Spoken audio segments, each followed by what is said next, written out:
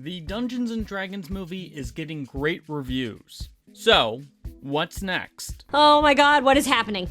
Dungeons & Dragons Honor Among Thieves debuted last weekend at South by Southwest to strong reviews, with the movie even briefly having a 100% fresh rating on Rotten Tomatoes. 2 less positive reviews came in over the weekend, but the movie still has an 85% fresh rating on the website.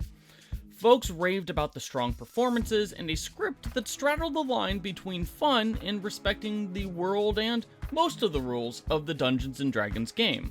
Basically, and this shouldn't be a surprise to folks who have seen the trailers, the D&D movie is often described as a fantasy equivalent to a good MCU movie in the reviews. So, this presents something of a conundrum to the discerning tabletop RPG player, especially those who may have sworn off D&D for good during the whole OGL debacle a couple of months ago. Should one watch the D&D movie if they aren't happy with what recently went down with the D&D game? Well, honestly, that's a personal question, and we're not going to tell you what to do with your money. However, a successful Dungeons & Dragons movie is likely good for the entire tabletop gaming industry. Thanks to Hasbro moving the SRD into a Creative Commons license, there's more room than ever for small creators to make Dungeons & Dragons content.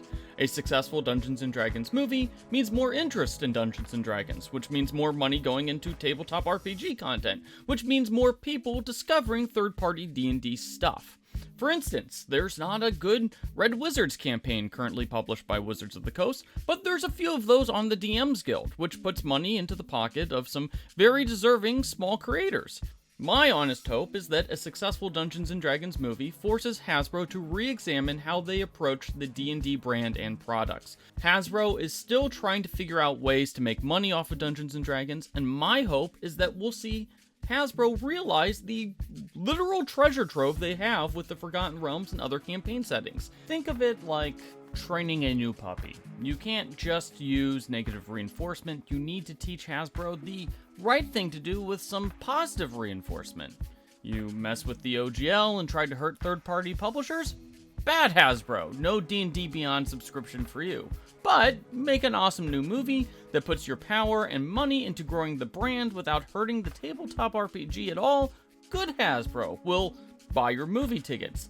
It's a chance to show Hasbro exactly what they should be doing right after we all showed them exactly what they shouldn't be doing. So why not take the chance and enjoy a great movie in the process?